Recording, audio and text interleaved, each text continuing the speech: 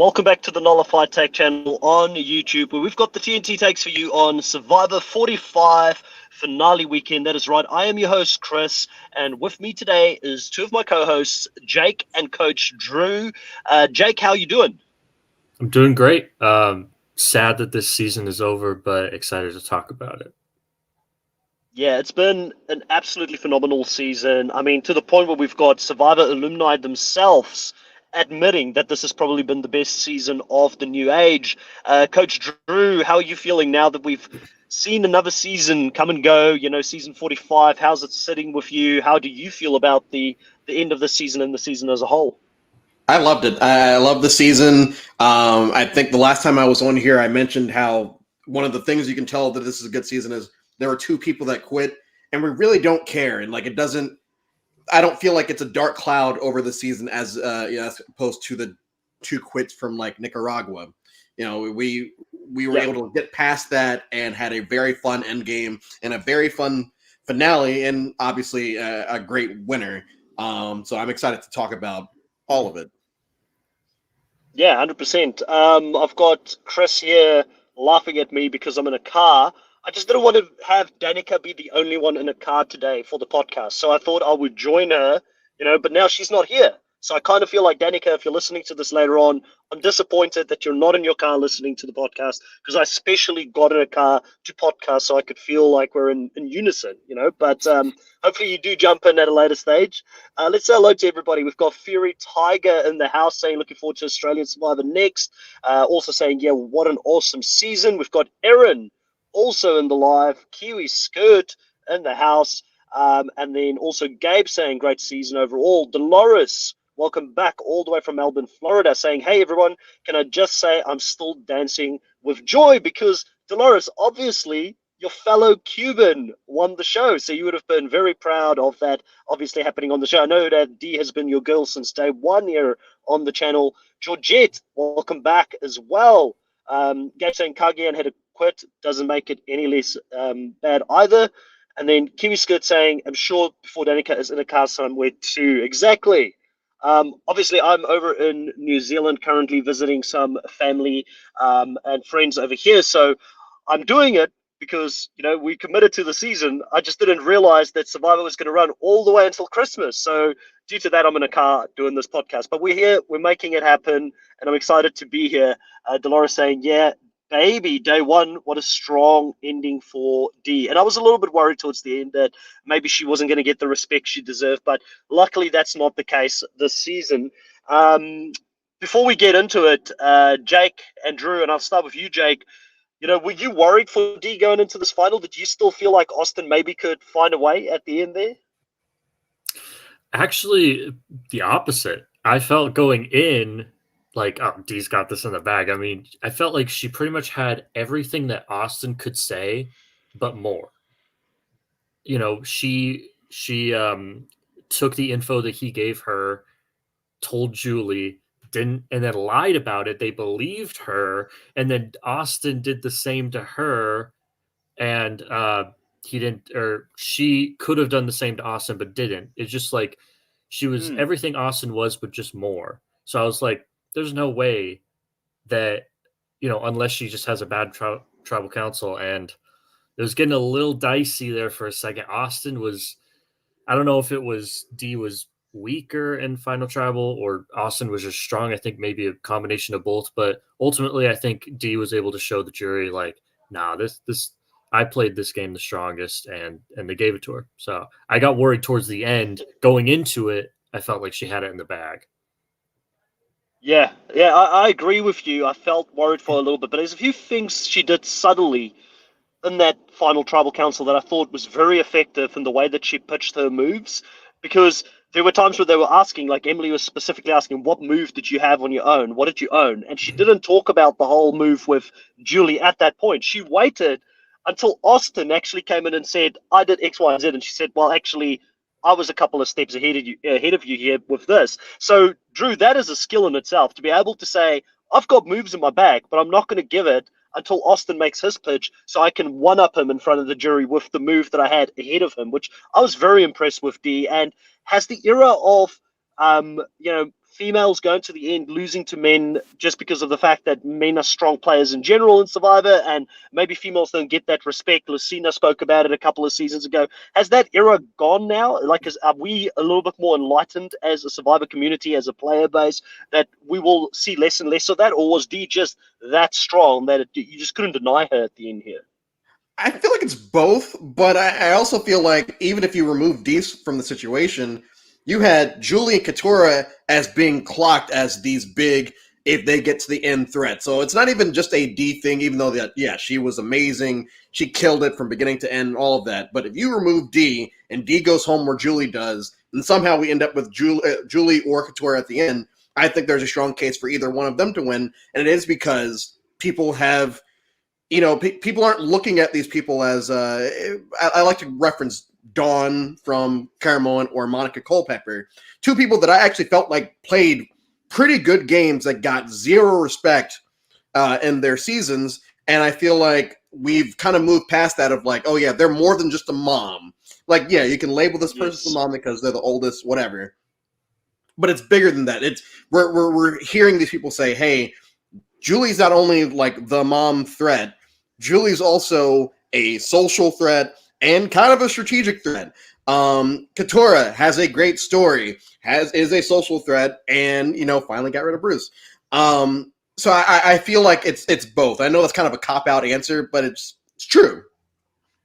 Yeah, and it is exciting to see Survivor evolve in this way, because I was fearful when Austin started, like, pitching his case to the jury. You could see everybody loves Austin, because who wouldn't love Austin? He's just a social, nice guy. He's kind of like the modern day era Fabio, but a lot more capable than Fabio, I would say, strategically, physically. Like he's like an improved version, but he's got that easy going sort of personality, and people just kind of gravitate towards it. How much of a shock was it to you, Jake, when we found out that Austin nearly didn't even get onto the season? Like, he was an alternate that only found out 72 hours before the game started that he was going to play the season. And if you were to go on the show, Jake, is that the way you would want to go in? Would you like to have a heads up to know that you're going to play the season? Or would you like to know last minute, hey, you're making it onto the show, you're not just the alternate this season?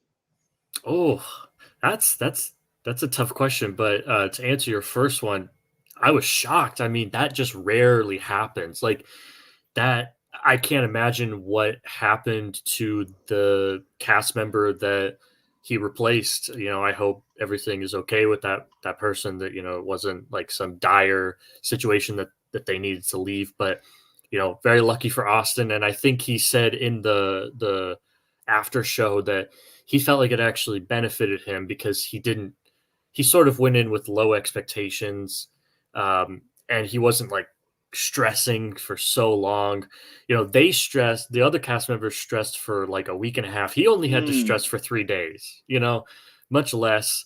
But also at the same time, it does give you less time to mentally prepare for it, like just, you know, knowing that you're going to be on television versus not knowing that you're going to be on television are two very different things. And I think just more time is probably better. Just I understand that, like, in these scenarios, more time is just more time that your brain is eating at itself. Like, oh, what am I going to do? Yeah. What if everything doesn't work out the way it's supposed to? Da, da, da.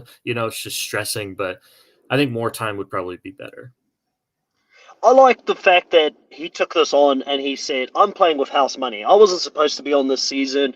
I'm going to go for all the advantages. I'm going to, it kind of explains it when he found the Beware advantage, because to find a Beware advantage is probably my worst fear in Survivor if I was ever to go and play, because you kind of know that you need to take the leap, but you also know that it's going to come with consequences. So it'll have you second guessing your decision to actually grab the Beware advantage at that time in the game. But understanding the backstory, understanding that he nearly didn't make it onto the show and then got on there to play the game, coach, I feel like this probably gave him an opportunity to play the game maybe in a way that he didn't envision himself playing the game, which was to take the bull by its horns, to play a very sort of aggressive game. He did have all the advantages, did have all of the ammunition in the game, and I think it was a reflection of the fact that he got onto the game so late. Would you agree? Yeah. So as a coach. There have been times where we have gone into games where you can kind of look at another team, like their history or what they've done that season. Okay, this is what this is. We could either, go in and kind of lie down. We could go in and kind of play like we normally play, or we could just say, screw it. If we're all like, if we're destined to lose this game, even if we might as well just throw everything at the wall and just see what happens. And I feel like that's what we got with him this season. It's just like, hey, I'm just going to go in. I'm going to do my thing. Best case scenario, I make it to the end, but that's probably not going to happen because I was an alternate. Why am I even here? And then all of a sudden, as the game progresses, you become more ballsy because it's like, okay, yeah, every big decision I have to make, it doesn't really matter because I'm not even supposed to be here right now.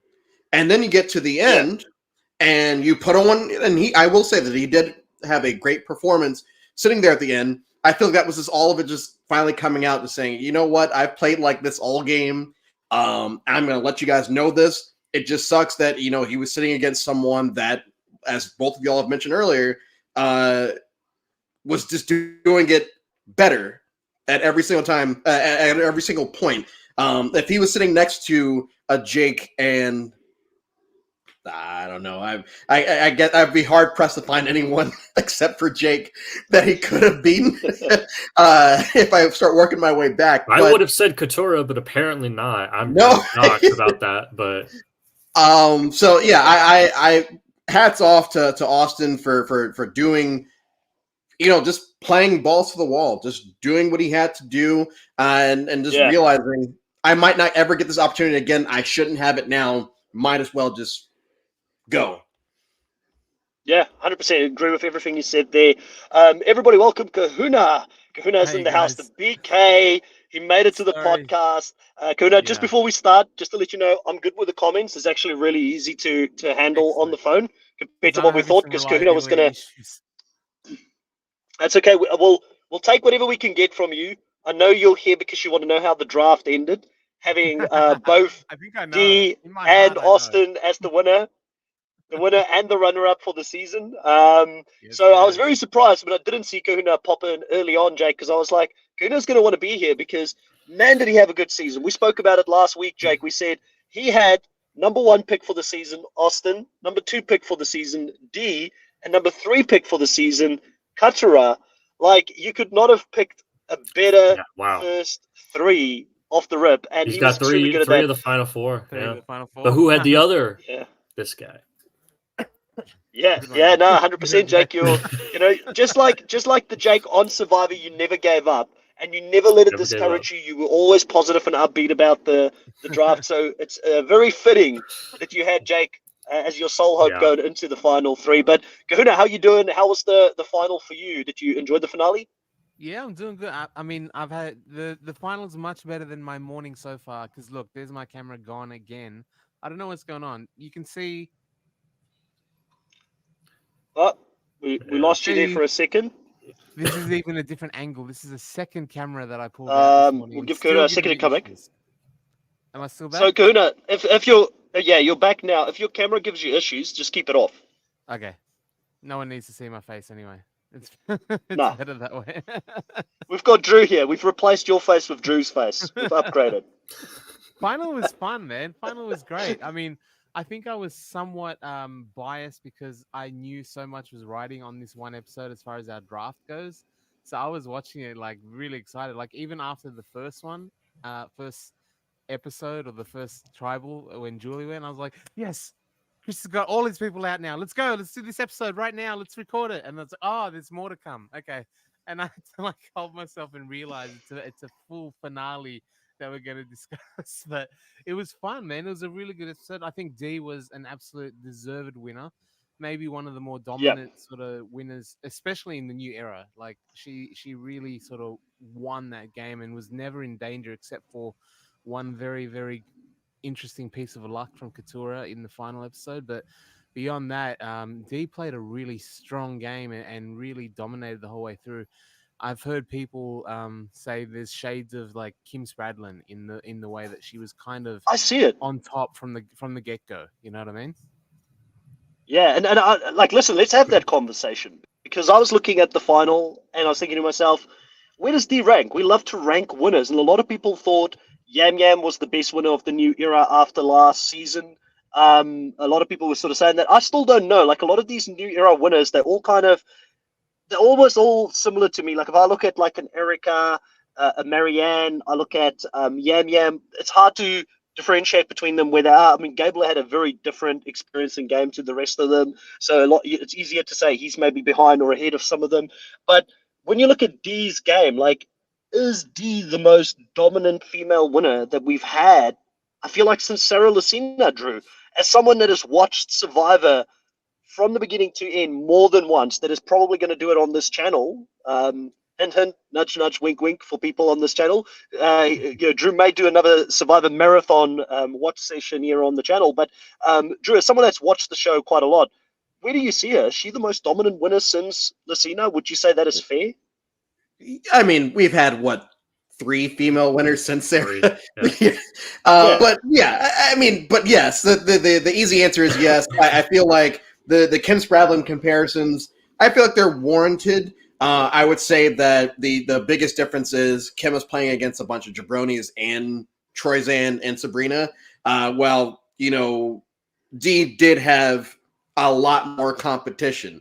But I feel like the fact that both women had people that clocked them and were continuously trying to say, "Hey, what if we got rid of Dee? Or what if we got rid of Kim?" And people were just like, "Ah, no, I don't know about all that," and they'll switch it. I feel like for me, Dee's probably where are we at 45. Dee's probably top 15 for me right now. I mean, it's fresh, but I would say the top 15 is not the craziest thing. I don't feel like I'm going to blow anything up by saying, top 15. But I would say as far as female winners are concerned, top 5. Because she had it from beginning to end. Once Emily left, and even during the episode that Emily left, it's like, well, Dee's winning unless she doesn't get to the end. And it wasn't until the 3rd Austin vote got read that I'm thinking, oh, maybe I just read this entirely wrong. Maybe she doesn't win, and I'm crazy. But when that last vote came in and said D, I'm like, okay, good. It makes sense. Everything is right up with the world. So yeah, D absolutely best women's winner since Sarah, fine, but also all time. Just she's definitely up there. And I feel like a lot of the winners that we've had since 34, we can't really put there. So I'm happy to have watched this season live. Yeah, listen. Yeah, to this. I totally agree with you. Listen to this. I just saw this fact on Reddit, and it's crazy to me. So we're at season 45. We've already had more female winners in the 40s than we did in the 30s. There were 2 female winners in the 30s. Was Michelle and Sarah. Does the new format? Does that mean the new format helps female players? Well, I don't know, because at this point we've had 5 seasons. 3 of the winners have been female. 2 of them have been men. Seems fairly 50-50 to me, So I would say it clearly there was something going on in the 30s, because that's, there was some funny business going on there. I don't know. Maybe so basically 20, for a lot of women, it's hard. I don't know.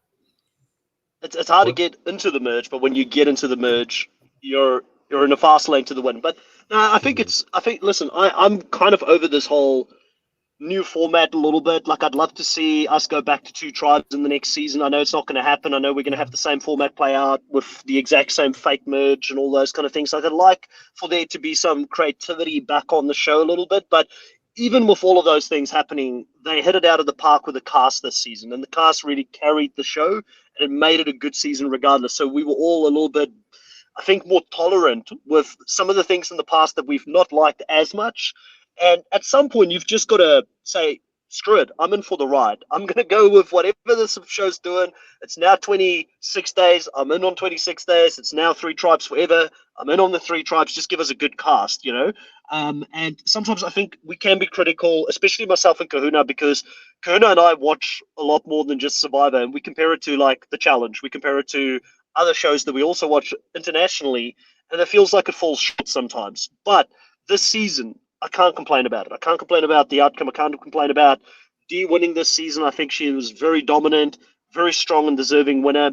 And it was great to see that for once, she, like, you normally look at Survivor and you feel like nature tells you that a female player will have her emotions control her game a little bit more than the male player. In this case, it didn't happen. Austin's emotions got in the way. Austin had to let her know about the fact that her ally is in trouble, and Dee did the exact opposite. And I'm surprised, Coach Drew, that we haven't had a big fallout as of yet when it comes to this, because I do feel like sometimes people judge female players differently when they play a cutthroat strategic game. And it seems like Dee is quite universally loved out there. I haven't seen any hate. I don't know, I haven't been on social all that often, but sometimes in the past, you see players sort of get cop a little bit of hate from fans because they dare to play a strategic game rather than the emotional game when they're a female player. So I'm really happy that she seems to be loved and supported out there in the community, at least. Yeah, and one of the big things that she said, which is something that I've been preaching since the beginning, when Emily asked her, "Oh yeah, the difference with your brain and with your heart," and she's like, "Oh, it's connected."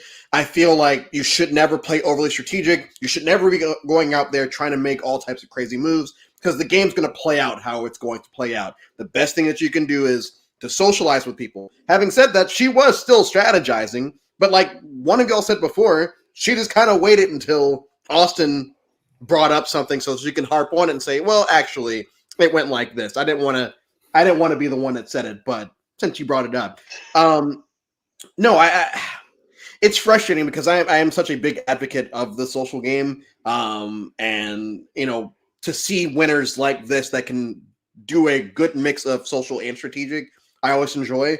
And I hope, and every season is always like, okay, hopefully people don't come in. I don't want to hear about resumes. I don't want to hear about big moves or anything like that.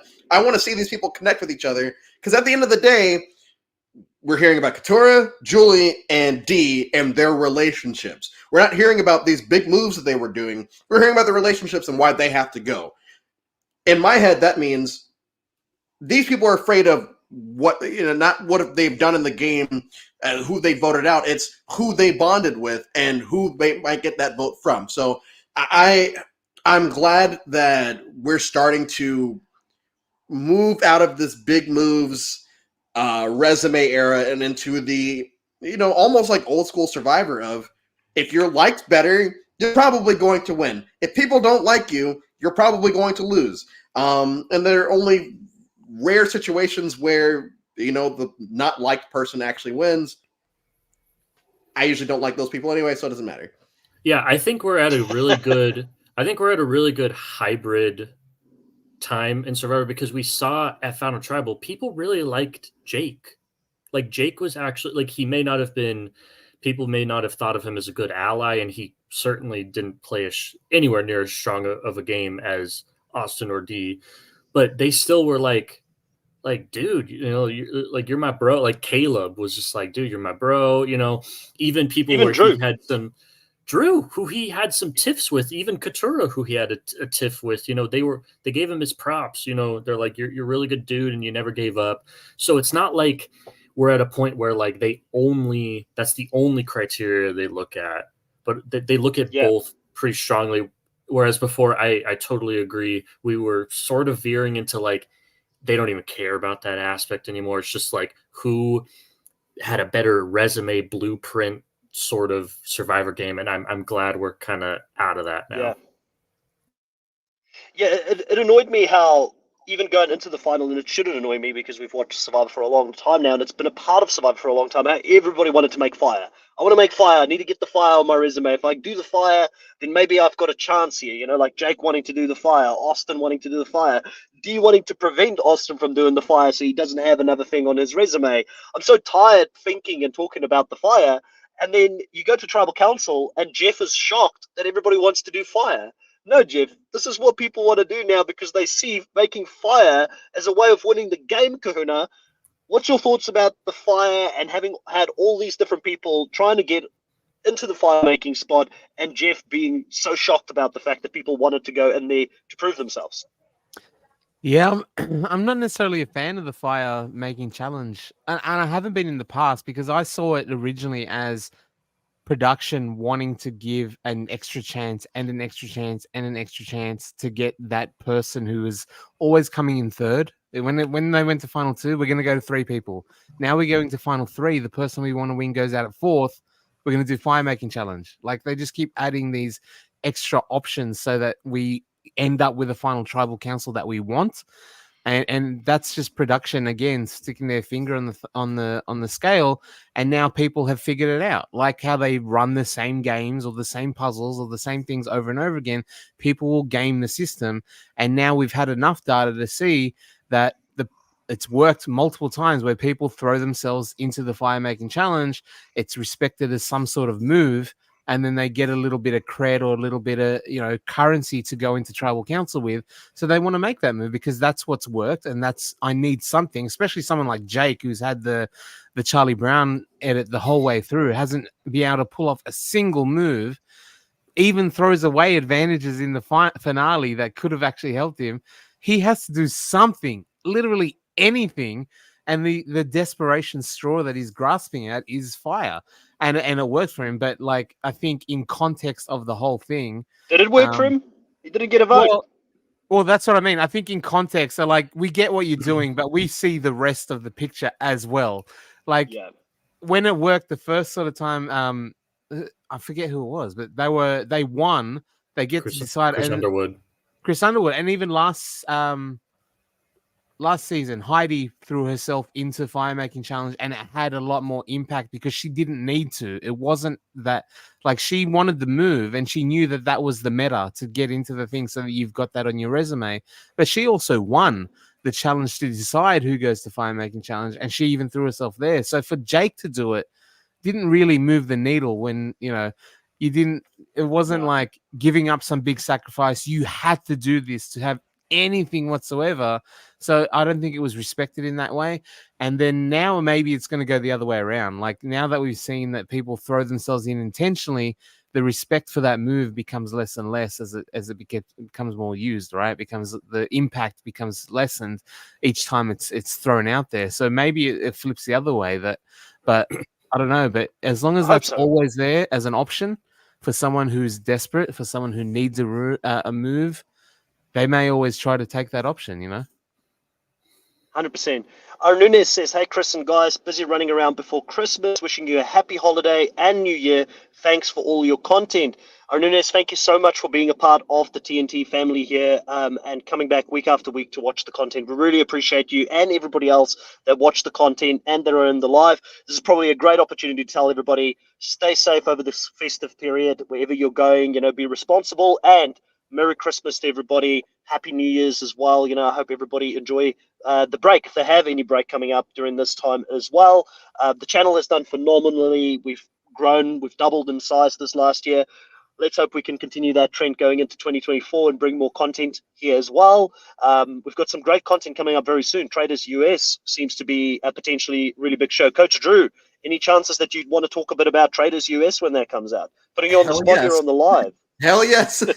I love Trader Season 1. So, yeah, give me all Trader Season 2. There you go. Yeah, let's go. Let's go. I think it's going to be exciting. So much Survivor alumni playing their royalty, we should say, from Survivor that season, and some great other shows, big characters that are coming into Traders US Season 2 as well. Looking at it, we spoke a little bit about the format, the fire making challenge, hopefully becoming less and less of a resume builder in the future. I think is what all of us want, because we don't want this strategic social game to be decided based on the fact that someone made fire at the end, and then that's going to be the thing that's going to either make someone win or lose in the end, right, Jake? I saw you having a bit of a reaction to that. Yeah, I just think back to Survivor 43 with Gabler. I mean, Gabler didn't even win the challenge and put himself into it. He was just chosen because Cassidy believed he was the strongest person to take out Jesse, which ultimately ended up being true. And that was put against her. That was like a strike against her. It wasn't even so much. I hated the strike. Yeah, I know. It's like, hey, I still think Gabler deserved to win. I do too. But I think that they look for an excuse. I think they look for an excuse that season not to vote for Cassidy, and that was just one of the things that they could point towards. Yeah. But that should never be the thing where they were making her feel bad about the fact that she didn't do it. Yeah, they were That like, shouldn't be the case. Like, they she were- earned the safety. you should never be asking a contestant, why didn't you put yourself in danger, in more danger than you Yeah. needed to? That should never be a question that comes out of your mouth. Like, you know, and she I made agree. she made the right play, you know, because in that situation it was either going to be she was going up against Gabler or she was going up against Jesse. So of those two, which is the bigger threat? Clearly Jesse was. So yeah, you know, I think that the fire making, specifically the whole thing that Chris Underwood did, which, don't get me wrong, that was badass, that move that Chris made in Edge of Extinction, but it's sort of broken people's brains a bit when it comes to what they need to do and what they don't need to do. So yeah, talking about, you know, breaking people's brains and things like that, Kahuna, what did you think about Jake breaking the final challenge when it didn't go his way in the immunity challenge? I loved it so much. It's so Jake, isn't it? Like, that was just the perfect. And he's like, because I see my 5-year-old do that exact same stomp when you like when you're in trouble and they're pissed off, and he's just like, and even when Dad's saying stop it, cut it out, Jake, no more. He's like, and just kicks, keep going. He didn't adjust. He didn't change. He didn't like, you're right, Jeff. I'm being silly. I'm sorry. He just kept getting his angry walk through the thing, and it came tumbling down, which I thought was hilarious, because I don't know if anyone's ever broken the challenge before just by being in a temper tantrum, by being annoyed at himself. It'll be a top 50 moment. I'll say one thing. I have heard from players that when they're in these challenges, they are not listening to what Jeff is saying. They have phased him out. They're not comprehending what's coming out of his mouth. So I understand why he was like, maybe didn't hear Jeff say stop or else you're out. But at the same time, it was clear that his emotions were getting the better of him, and that just shouldn't happen. So that's all I'll say about that. I like how it's literally fallen on the ground and cannot be used anymore. And when Jeff's like, you're out, he's like, oh, come on.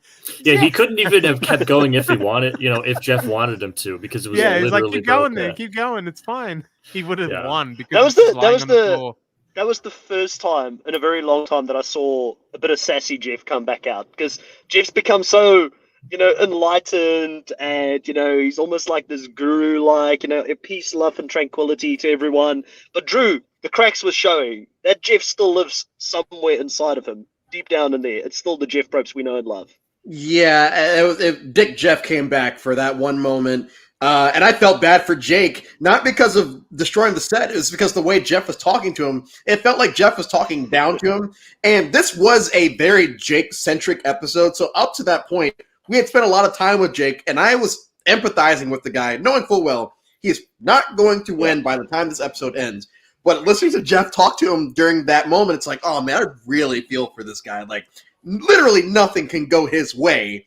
We've got, he wins the challenge at the beginning of the episode. It's like, all right, cool. Like, let's see what happens here.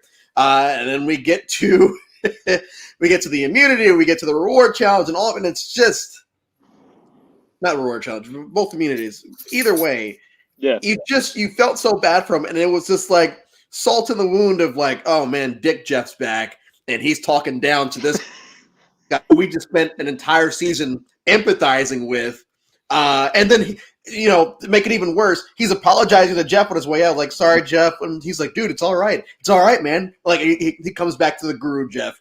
It's all right, dude. Like, my God, it's all right. And Jake just puts his head down. They walk off, and it's over. But it was a weird Dick Jeff moment. Jeff even brought it up in Tribal again, just to like salt on the wounds, like. So he did that with the Final 5 challenge too, where he forgot the block. Like Jeff was so fixated on that, and he was like, he brought that up in Tribal too. Like, Jake, you freaking moron! There was a block just laying right in front of you. You didn't even see it. And made him look even worse.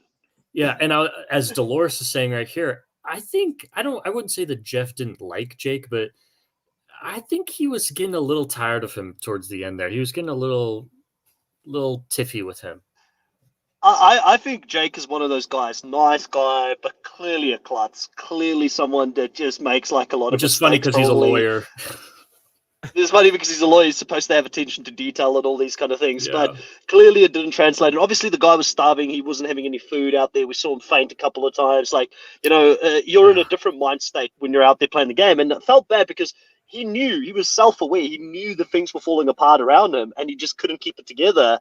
And yet it still happened. And it was like a metaphor for his game, losing the block, breaking the challenge, like constantly getting in his own way to win challenges, to win the show, to get to the end. But like a lot of people said, he stayed upbeat, he stayed positive through it. But let's talk about something that he did do really well, Jake. Now, Jake, as someone that is a bit of a survivor historian yourself, what did you think of Jake's strategy early on when it came to having to decipher the box that he had to pull out, and he used survivor winners to keep him on track for what numbers he needed to put in? That you like that strategy? Because I mean, I thought it was brilliant.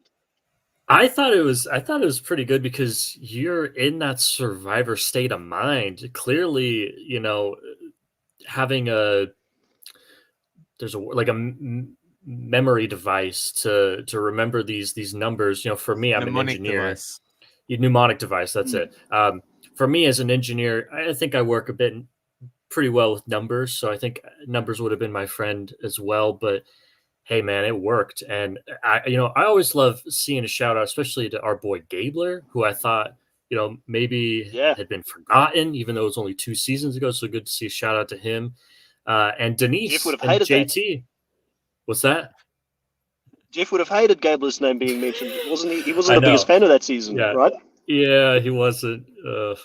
I bet. Yeah, Jeff but didn't have a say in also while we're talking about Gabler, shout out to Gabler for bringing in the receipts with the $1 million being donated in the last week. I believe he had all the Very receipts awesome. out there. So shout out to him. He now is officially the first winner ever to donate all of the money for a cause, which is going to go down in history regardless. So shout out to Gabler for that. I want to bring up a comment here from Luciana saying, I don't remember Jeff ever pointing out players' mistakes after the challenge, like going so far as to walking all the way to a station and touching the missing piece. Normally he's the exact opposite, Kahuna. If we think about Katura, he really embraced Katura struggling and having a moment there. He was very caring and nurturing to Katura, but he didn't have any of that for Jake Kahuna. Why do you think that is? I think it's Jeff's like inner bully just manifesting like from when he was in high school. He would have picked on a Jake for sure. This alpha male Jeff that he's just and he can't help it. He's like, there it is, idiot, and he picks up the puzzle piece. Like, yeah, he could have even just called it out from where he was sort of standing and saying, and just so you know, Jake, there's a missing piece just on the table there. But he walked right up to him and like picked it up in front of his face just to like have that little bit of extra emphasis of, here it is, man, right in front of you. Yeah, I think there might be some latent like bullyism in Jeff just coming out. Jake automatically like brings it out of him just to pick on him. But I think he also sees that There's Jake's a personality. great TV. Yeah, he knows that Jake's must be a great personality TV as well. thing. Like, certain personalities just gets to you and annoys you after a while, and maybe like Jake is Jeff's kryptonite out there. But Drew, coming to you with the loaded question, because Kahuna very skillfully dodged it. Drew, so why do you think Katura received so much more love when she was having a moment and she was struggling out there? Jeff went down the whole, come on, you can do it, we're all here together for you, and made a big thing of it, even in the finale, even in the reunion, talking to Katura about that moment. Well, I'm assuming that when Katura had her moment, Jeff had some Game Changers PTSD flashbacks and saw a black woman afraid or having a panic attack or whatever, and thought this would make such great shit for television if I just did this right now. And I mean, it wasn't as big of a moment this time around because we were just getting to know Katura now. But I'm thinking he was thinking, this is a moment hey, make sure to edit in this music, make sure to do this, make sure you do that when this happens. As compared to Jake, where we have to make him look like a buffoon because Jake is saying all season, I don't know what's going on. I'm on the bottom, this, that, and the other. So how do I continue to make, drive this this storyline of Jake being a buffoon, Charlie Brown? I'm just going to go off on him during the challenge and make him look like stupid at another, make him look stupid at another challenge. And it's unfortunate because I really do empathize with Jake, but it was, like I said, it's Dick Jeff coming back. It made for a good show. Huh? It made for, in my opinion, even though it was at the expense of Jake, Jeff had his producer hat on, and it made for a good show. Like I was there for it. I was loving seeing Spicy Jeff come back out. Like I've kind of missed a little bit of this. We've been asking for it. Jeff's too lovey-dovey. He's too peace, love, and tranquility all the time. Sometimes you need to have a little bit of sweet and sour in your life. Get a little bit of a mix in there to have your taste buds reignited for Survivor. So. I came up with that one, Drew. Like, this metaphor, that metaphor was going to a lot of different places there. I'm no Bastille or Drew in Survivor, but I tried my best. I want to bring up this comment from Jared here. Jared says, "Can you imagine if they had voted D out, if Austin got voted out, and the finale was all lawyers? Would people forever hit their career, or would that inspire more people not to care?" And it's a good question because, Jake, we ended up with so many lawyers on the show, and a lot of reveal about all these lawyers coming in at the end, with Julie being a lawyer, Katura being a lawyer, and then also Jake. What was your thoughts on that? And also, I guess, the move, because this really was a massive misplay by both Katura and Jake when they could potentially have gone for D at the final 5. Jake didn't let Katura know that he was playing the idol. Katura didn't feel safe, so she changed her vote. What was your thoughts in regards to this? Like, do you think it would have changed things drastically? Because D ultimately won the game, and who would have been in the pole position going into the finale with Julie, Austin, Katura, and Jake potentially sitting there? Was this the game-defining move that never happened? This could have been. This really could have been because, listen, I still think this is an uphill battle for Jake, but I think if he really bringing up fire again, if they vote out D there, if Katura just sticks to her word, what she made Jake swear on his grandmother for, and goes through with it, D goes home. Which, by the way, should we consider that was probably a bad move by D to just vote for Katura? She wasn't communicating with Julie. She wasn't communicating with Austin. If she would have just she told voted, Austin. She only Austin told she couldn't vote for Julie. But that's true. That's true. Should she have voted for Jake then? Because if she still voted Katura, and all Katura had to do was vote D, and she's gone. Whereas if she would have just voted Jake, then it would have been a tie. They likely vote out Jake. So did her emotions get in the way? Because she couldn't vote for Julie. Like so. Yeah, I mean, she was. But she did. But like, she could have just voted for Jake. No, I'm wondering if Julie's emotions got in the way. That the plan was for them to vote for Katura, and Julie last minute put it on Jake. I wonder if that was the variance as opposed to D switching. I wonder if Julie switched in her paranoia or her revenge seeking on Jake. Or... Julie had a thing against Jake as well. That was weird, right? Okay, so it wasn't just me. Like that was weird. Yeah, that was a weird vendetta. But anyway, because Jake went after her once or twice in the game, and she never forgot, or something like that. And it's like she should have felt more betrayed by Austin. She should have felt more betrayed by Austin than Jake. Jake had no allegiance to her. Where Austin was in a type 4 alliance with her, so that didn't make any sense to me. But it's almost like because of her loyalty to D, she didn't want to go after Austin. And that also got in the way because it was a very interesting triangle with D, Austin, and Julie, and how that alliance worked, going into the end. But it made for a fun final 5 tribal council. Obviously, with Julie going at this point, I was devastated. I knew that was the last person that could give me points in my draft going into the final minutes here of the episode, and it was my last hope for me to continue to get more points there. But that went downhill very fast, which I'm sure, Kahuna, you were very happy to see Julie go home in that spot. But as I was saying, if they vote out D there, and then let's say Jake puts himself in fire against Julie, because Julie was seen as the crown jewel at that point, the front runner. If he puts himself in fire Well, I guess that implies he has to win immunity. Yeah. But well, we'll just hypotheticals here. Jake gives himself a shot. He probably earns a couple votes. I still think probably Austin beats him there. I think he had too many people that were going to beat him at the end, but that changes things dramatically. Gives Jake even more of a fighting chance. Obviously he just never gave up throughout the game, but that final 5 vote was crazy and could have had so many different outcomes depending on who voted for who. If one person changed their vote.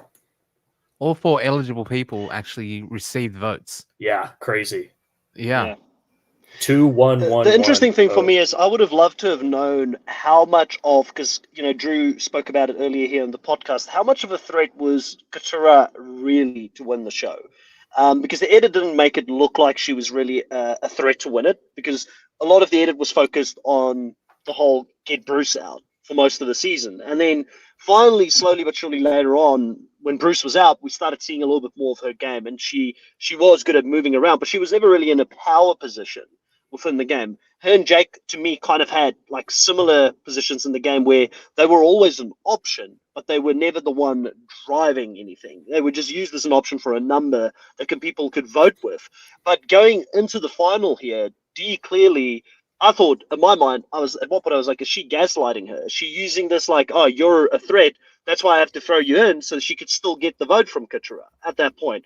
It's kind of what I was thinking. But Drew, you seem to believe that there was a legitimate case for Katura if she got to the end, that she could have potentially been a threat here in the game. But I mean, even her switching her vote up for Dee to go into the final was probably a wrong move, which she admitted to. So do you think that, perception is reality, maybe there were more people out there, or do you think it was a little bit of Dee playing Katura going into the final so Katura wouldn't have hard feelings if she was to sit on the jury and potentially go home and she had to vote for someone to win? So for the second time tonight, I'm going to give a cop-out answer and say it's both.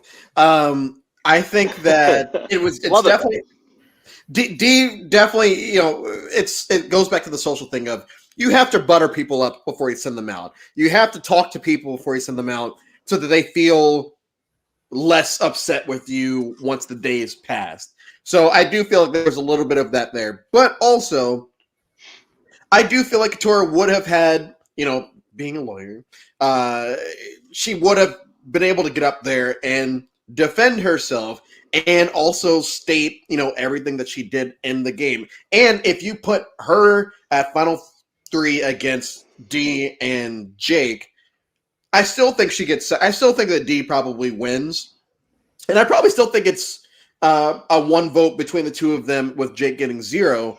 But if you put her, Jake, and Austin there, I think there's a big chance that Katura wins in that situation. Now, it's not going to happen because Dee won the immunity, but I do feel like Katura had shown, even the way she presented herself in these confessionals, yes, a lot of it was Bruce heavy. There was some stat out there like how many confessionals she had this season and which ones were talking about Bruce and which ones weren't, and this one was very much in the majority. But she knows how to conduct herself. She knows how to speak. She comes off very confident when she talks to people, whether she's lying to them or not. She comes off as very confident. And so I feel like if we had put her in that situation and either replace her, Austin with her, she probably gets second. If you replace Dee with her, I think there's a big chance she wins the season. And that's not a knock on Austin or Jake, because I keep going back to this, but poor Jake, there's nobody in the merge that I potentially see him beat. And it sucks because you really sit there and like you're watching, and it's not like he's not trying. It's not like he's, just like, okay, yeah, whatever. He is trying every week. That is a great storyline. Like, he had a great storyline this season. And it just sucks. But we need Owen. We need Owen and Jake back for another season of redemption. I feel like both of them are kind of almost the same kind of player. Romeo. Owen also badly wanted to make something happen. Yeah, Romeo. Troyzan. No, not Xander. Like, get a season of those guys together. I just want to say hello to Danica. She's finally here in the live saying I'm here, but not yet driving. If I don't get another chance, Merry Christmas, Happy Holidays, everyone. Danica, I am also in my car in solidarity with you today. We are doing this thing together. Um, but let's have a look at a few more comments coming in. Dolores is saying, well, in other news, Sia awarded Katura with $100,000, Caleb with 50, and Jake with 50,000. That is some good money going out to Sia's three best players or her favorite players this season. Sia must not be a Bruce fan if she gave Katura the 100,000. Is what I'm reading from that, Jake. Perhaps, yeah. Or she just really likes lawyers because she gave 2 of the 3 lawyers money. I think if Katura had gotten to the end, one of the things I hate about Survivor, or not hate, but one of the things that sort of gets me is the secret lawyer thing. That I'm a hide my profession. I'm not a podiatrist. I'm a physiotherapist. I don't know why you would ever do that, right? but like the secret lawyer thing, I really don't like it. No one cares if you're a lawyer, but apparently they really did in this because the reveals at the end. I like that these players are coming in and holding some secret cards that they can play at the end and go, well, I'm actually a lawyer. But I think Katura's one would have held a little bit more sway to go, I'm a civil rights lawyer, to be able to say that I like, especially when we're talking about how in the new era, maybe it's a little bit of a hybrid between relationships and strategy, that there's more emphasis on the people side. And if she can get up and make her argument that not only like, Mama Julie, you said I should be a lawyer. I want you to know that I am a lawyer. And not only am I a lawyer, but I fight for the rights of the people that can't.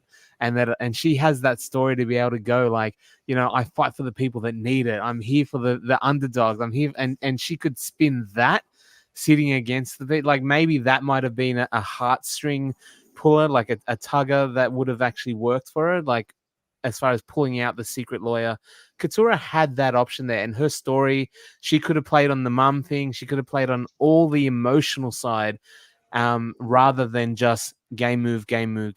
She played more of a Sandra game where anyone but me, like I'll push the heat somewhere else. I'll stay out of trouble and get to the end. And I think that would have been her angle, that I stayed out of trouble. I was off the radar. I worked with you. I did everything I could in order to fulfill my one destiny, which was to get Bruce out. And then come and say, secret lawyer, all that sort of thing. I think she had a shot. Not a big one, but she had a chance. Better than Jake's anyway, I think. Which is Dolores agrees with you. And Gabe also says Katura actually had a shot against Austin and Jake, which is crazy considering her edit. I don't know if she would have beaten Austin. I feel like Austin did pretty well against D getting into the final. It would have been interesting to see if they would have given... Yeah, it would have been interesting to see if they would have given Katura, like I said, who I personally, and this is my perception, I'm not out there, not playing the game, and it could be completely wrong from what actually happened out there, but watching the edited show, she just looked like an option that people were using as a part of a voting block every now and again. She never felt like she was driving anything, where Austin, if he was to sit there as the last remaining Rebuff 4 member who dominated most of the game, I feel like they would have probably given him the credit, and especially if he got to the end without a vote against him, which he had no vote against him the whole season, which counts for something. I don't know. I don't know if he could, but I mean, again, coulda, shoulda, woulda. One thing we do know, I just want to say, one thing we do know, Dolores here says that if you're a lawyer or you're a salesman, you're in trouble if you play Survivor. So, being in a sales industry myself, if I was ever to go play Survivor, I'm definitely not going to tell people I'm in the sales industry. I'll have to make up a story. I don't know what. You'll get voted out third, then come back at the final 6, put yourself in fire. In that case, I don't care. Listen, I if I could win Edge of Extinction, all for it. Like if I was to play the game, love Edge of Extinction. If I'm watching it, not the biggest fan. You'll bust out some salesman lingo at the final tribal that will make everyone go, "Ooh!" I forget like what term Chris Underwood used at the final tribal. It was the double reverse or something. It was the double reverse or something like that. He did to Lauren or something, and funny. Yeah, I'll pull out the Miller-Hyman sales methodology at the end and use this big strategy to turn them Yeah. around. Like salespeople are very crafty. There's been a few salespeople who've won. Jared, thank you so much for the $5. We really appreciate it here on the channel. Saying here's my financial support to my favorite lawyer, survivor content channel. Not the post. Hashtag not the post is I'm just Not love. nepotism. Not Hey, nepotism. no nepotism. Not nepotism, just love. Nepotism. Yeah. Hey, Jared, thank you so much. We appreciate it. Thank you for being with us throughout the whole season. We hope that you're going to stay around to either watch Traders US or Survivor Australia, or then back to Survivor US. The content's going to be non-stop. There's so much great content coming out in the coming weeks, so we should be around for quite a bit of content coming around. Chris is saying, if I ever go on Survivor, I'm telling everyone I'm a teacher. I want that pity. Yeah, well, teachers do pretty well on Survivor as well. Teaching So I think time you with could Tommy. potentially. Tell them, Chris, when you go there, that your name is Sifu 2.0, basically. You're there. So I'm sure you do really well. Just don't start punching trees randomly. How crazy is it, Drew, that we've almost forgotten about Sifu the character? Because the Yeah. season had such good casting. Like, Sifu's supposed to be the biggest character of the season, and he's just one of them. Yeah, and that's a testament, like you said at the beginning, the testament to the casting. And I said this a while back, where we can forgive all of these advantages and all these idols and these quits and everything, as long as we get a good cast, we can put all of that to the side. And I feel like this, more than almost any other season, I would throw in 37, 31, maybe a couple more in there, as like seasons where, yeah, they had a lot of advantages. Yeah, they had some things that it's like, okay, but it doesn't matter because the cast carried it from beginning to end. Where we have a Sifu who's not on the jury, but we can sit here and almost forget him. Like, you can never really forget Sifu, and think, wow, I personally don't want to see him again, but like, I can see why people would want to have Sifu back. Sifu and JD, bring them back. I need them in a tribe together. Like JD from 41? Yes, bring JD back. Yeah. Love JD. Yeah. Money shots. I need that money shots back at the. Do we need another Brandon as well, folks?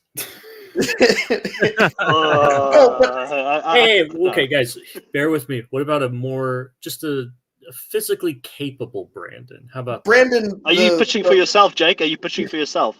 Mentally I don't capable. know. I don't think. Okay, that's fair, Kahuna. Emotionally, I don't capable. think I'm like Brandon. Do you guys feel like I'm? Do you feel like I'm Brandon, Chris? He's so I offended. don't think Brandon vibes from you, but No. I just mean think from that, I mean from a super fan perspective. Yeah. Basically. Well, I mean, Jake is clearly a very big super fan. I think that pretty much everybody's a super fan that comes on the show these days. Yeah.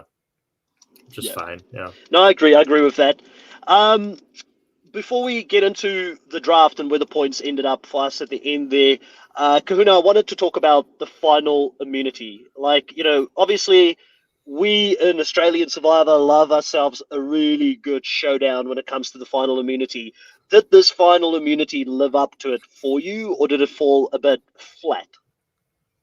Well, this specific immunity, haven't we seen this as a non-big final immunity before? Like that, I'm sure those ball things or whatever they are, the bulls.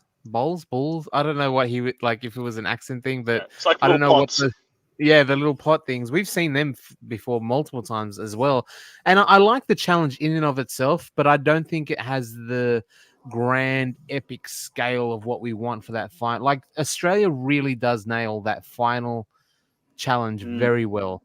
Like, it's the torture chamber one. It's the one that we know is going to go for hours, and sometimes that hours of like endurance can look really boring as a television product, but they always have it against some really beautiful like backdrop. There's like waves crashing over, and then for some reason, I don't know how, but they always time it that there's a thunderstorm starting just to get like the perfect shot. And I think that is what makes it feel so much more big in scale, like more appropriate for the final challenge as well. That the person that's going to win this gets to decide who sits next to them in the final and who gets to make fire. It's so much like there's so much to this one challenge, and I feel like as good as this challenge is, because it tests a lot of like mental fortitude, resilience, all that sort of thing. I appreciate that. I just don't think it's what I want for the final challenge with so much riding on the line for it. Yeah, I think you've summed it up greatly there. Aaron here says final minute of this episode has appeared as a final twice before as well.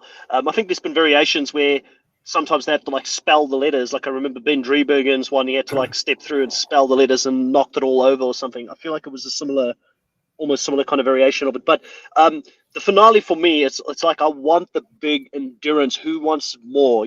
Digging deep, do the torture devices like we see in Australia. Like I feel like it fell flat on that. I can't fault the outcome of it because it played out really well with Dee winning it. Then having to decide who's going to go with her, and then obviously Jake and Katura ultimately going against each other. But Dee winning 3 immunities, making her the outright challenge beast of the season, which definitely did play into your favor a little bit there, Kuna, as well. But let's talk about the final points here on the draft. I had to write it down on my notepad. I don't have my spreadsheet in front of me like I normally do, but Jake, no surprise, overall third place, 220 points for the season. It was a tough season for you, Jake, but you will be able to come and redeem yourself. That's a great thing about us in the Nullified Take. We do this draft every year. Unlike Survivor players who only get to maybe play once in a lifetime, we get an opportunity to redeem ourselves next season.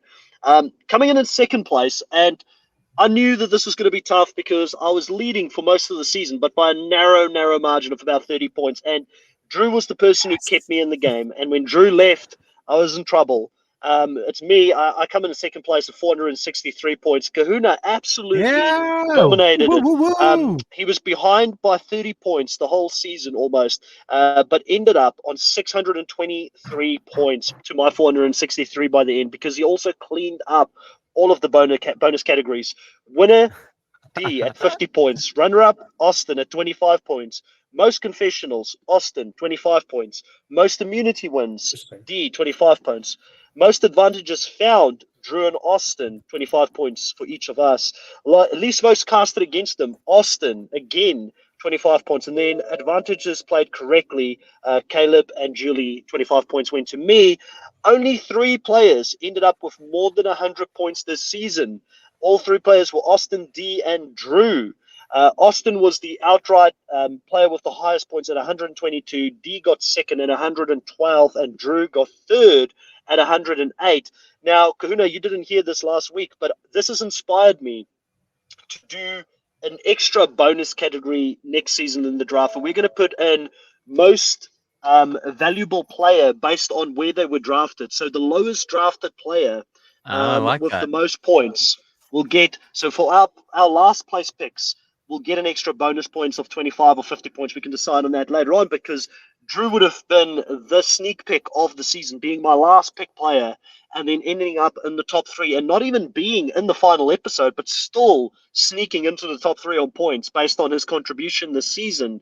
Coach Drew, coming over to you, someone that did not take part in this draft, do you think that we see Drew again? Do you think that there's a likelihood? It looks like Jeff loves him. Like he even went back to him in the finale to give us some sort of I guess a speech on how to get people to come and play the game. It just seems like Jeff really loves Drew and what he brought to the cast this season. Of course, Jeff loves Drew. Of course he does. Like that's not. We see how Jeff treats certain folks. The Drew archetype. I really don't want to see Drew back, but Drew is the type of person that they bring back. Drew probably comes back. If I were to say that there were 3 people from the season that I would want back, he's not in it. But if there are 3 people from the season that I know will come back, Drew's probably top of that list. It's Boston Rob in his own category, and then there's the John Cochran archetype. Are the people that Jeff loves. And we'll throw the Aubrey archetype in there too, as the people that Jeff loves. We'll get Drew back. That's what I found so weird. I found it so weird, Drew, because I'm not a big fan of the John Cochran archetype. I liked Aubrey her first season. She was good her first season, but I'm not a big John Cochran fan, but I did like Drew. I like Drew. I didn't see him almost similar as Cochran because I feel like he was He was a improved Cochrane, like socially for me I compared agree to with. what Cochrane was. I agree with you on that one.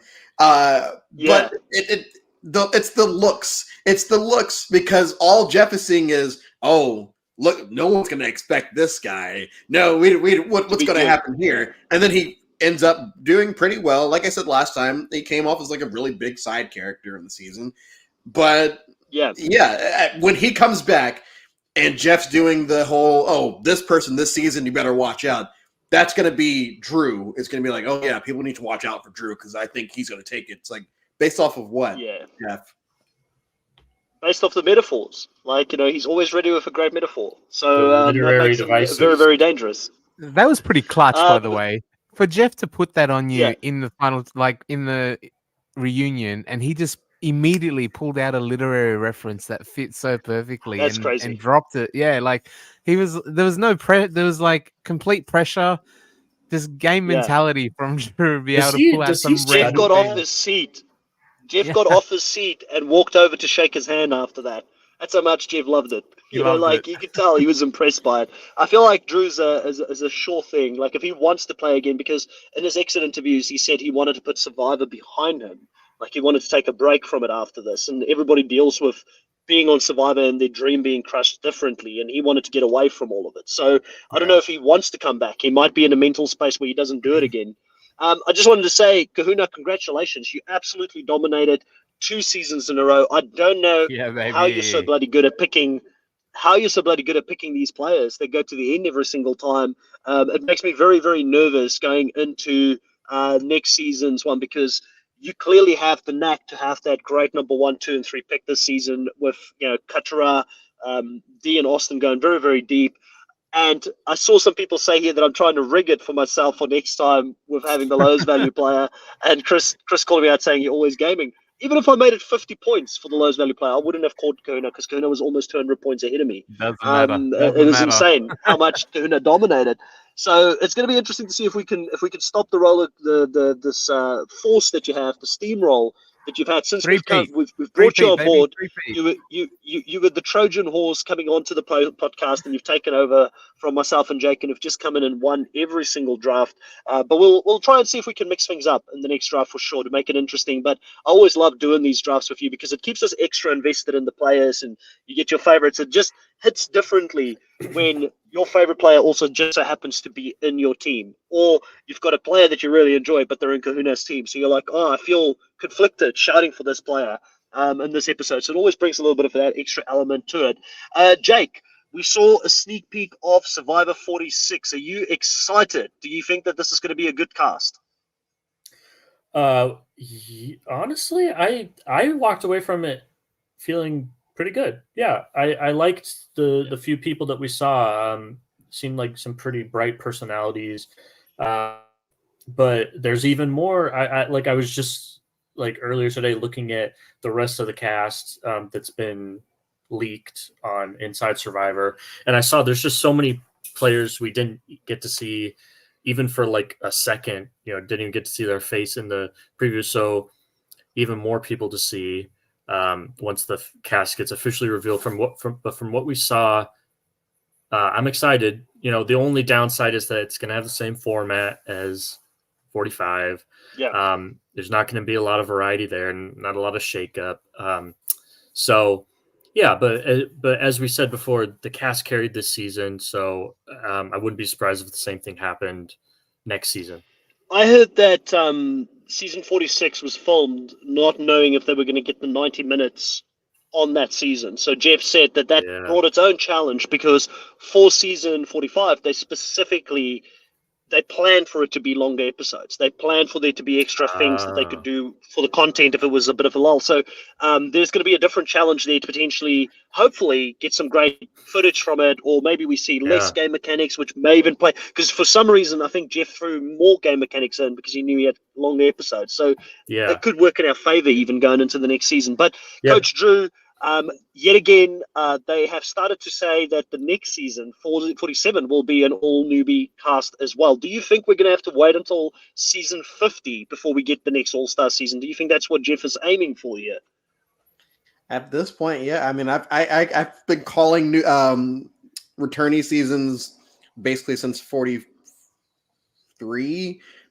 and we haven't gotten it yet. And I mean, it sucks that we're gonna have to wait till 50, but just imagine how many. Well, and I think why it sucks is because as we get closer to 50, it adds to when Jeff said, "Hey, we're done with everyone pre-40," which sucks because I would love to see a fair few people from 35 to 39 come back. So if we get to 50 and we still haven't had any returns from those 4 seasons, then we're probably not going to get them, and it's just going to be people 41 through 49, which is totally fine because we could all sit here and make a cast of 20 from just 41 through 45.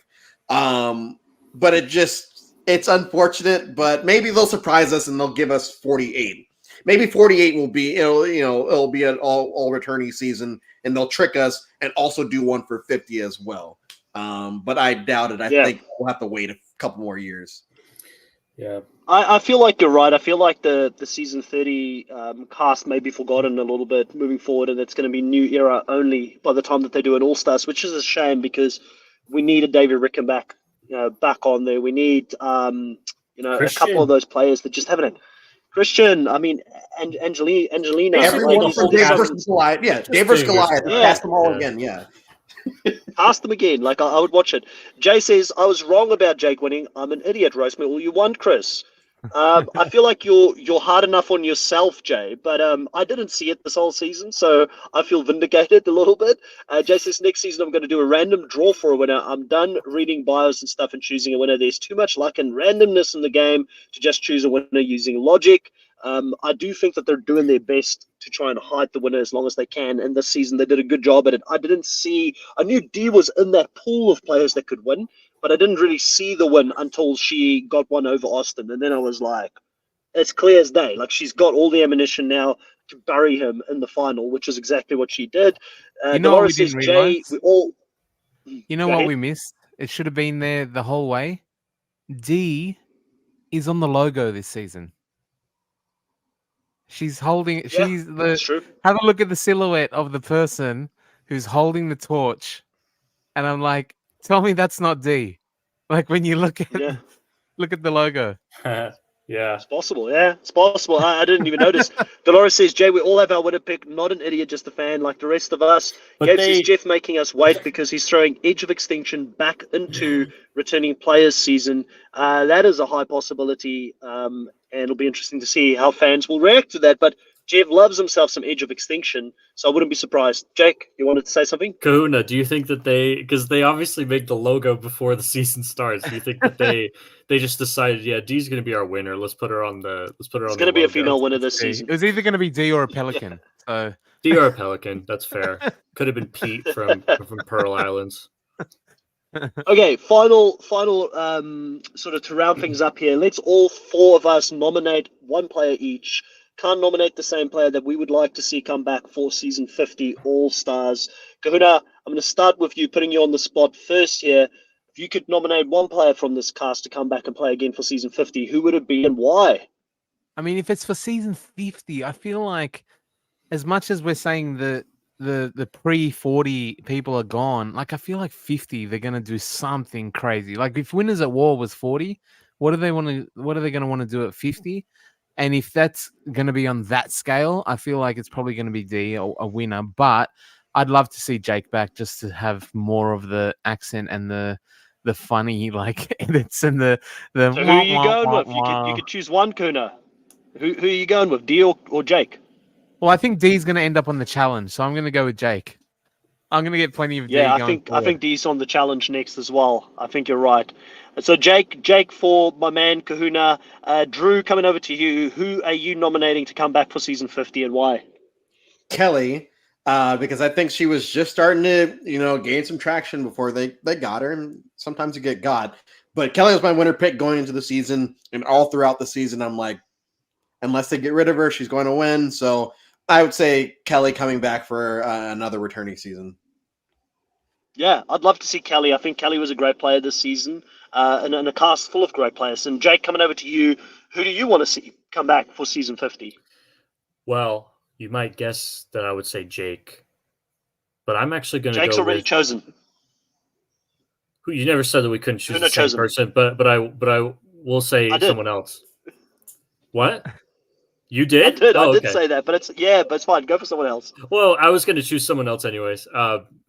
Financial analyst Emily, my girl. Yeah. I'd love to Yeah, see her good again. choice. She was a big character this season. It'd be interesting to see if she could learn and come back. And you Yeah. know what? People would think I'm going to say Drew, and I would love to see Drew back, but I'm going to go with my winner pick for the season. I'm going with Caleb. I would like to see Caleb come back and play again. I think Caleb Oh, I and love Emily Caleb. on Yeah. the same season would be a lot of fun to watch and to see Yeah. if they still have that friendship, if they could work together. Caleb, socially, I actually told one of my friends, she hasn't watched Survivor in the last, since Winners of War, she hasn't watched it. And I said to her, there was this guy, Caleb, who played this season. If he played 15 seasons ago, he probably would have won it because people would not have seen him coming. But as players become more and more socially aware and they see strategic and social threats a lot easier in the game, he was just too big of a target and got taken out. But I do think that if he can learn how to manage his threat level, maybe go in with like a meat shield strategy like Jeremy had when he came back in second chances, someone like Caleb could still win this game. And I would love to see him try.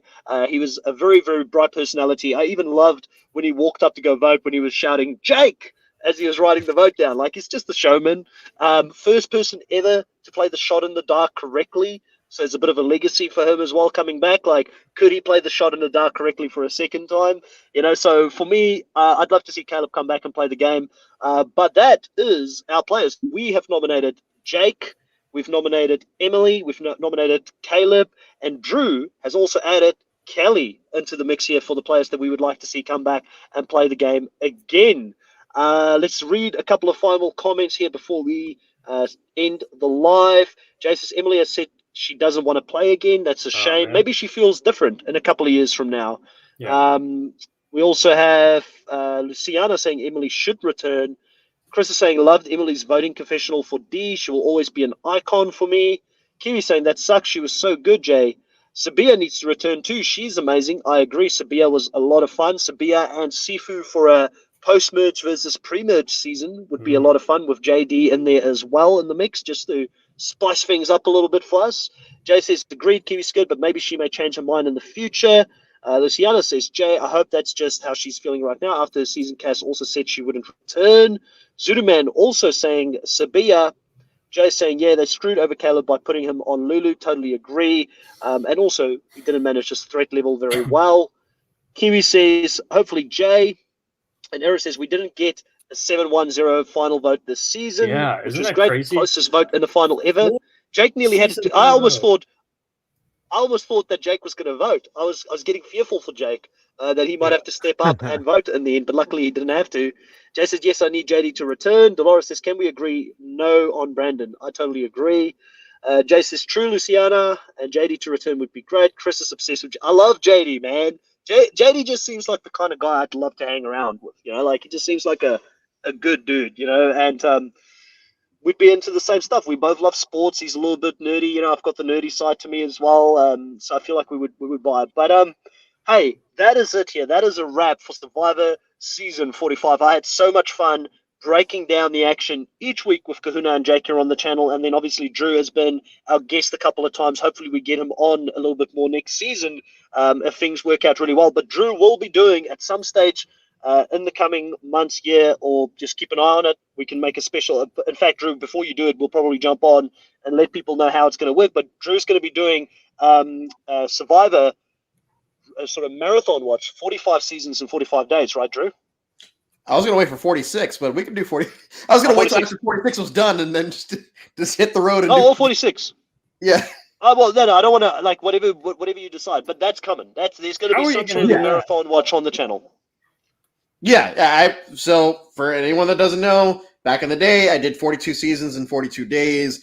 It was a lot of fun, and I want to do it again. I was going to wait till 50, but I've been getting the urge to want to do it again. So once 46 wraps up, we'll plan it out, and I'll take off a month and a half from. I don't work in the summer, so it doesn't matter. And I'll just do 46 seasons in 46 days. It'll be fun. Yeah. Well, keep an eye on it. Definitely think it'll be a lot of fun here on it. And then a lot of people here saying great live. A couple of people saying have a wonderful holiday. Great Rico, thank you. Happy holidays.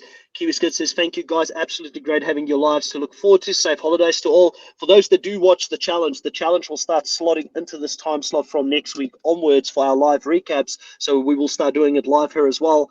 But for everybody that watched the live, everybody that's watching or listening to this at a later stage, thank you so much for the support. Without you guys, this channel wouldn't exist. You know, we're here because of the community. We love talking about the shows and we love the interaction that the community gives us each week in the lives and things like that as well. So thank you for your support. Enjoy the holidays. Stay safe out there. And we'll catch you guys next week as well when we do the challenge lives as well. See you, Danica. Drive safely while you're on the road as well. But for now, grab your torches, head back to camp. We'll catch you guys next time. Bye.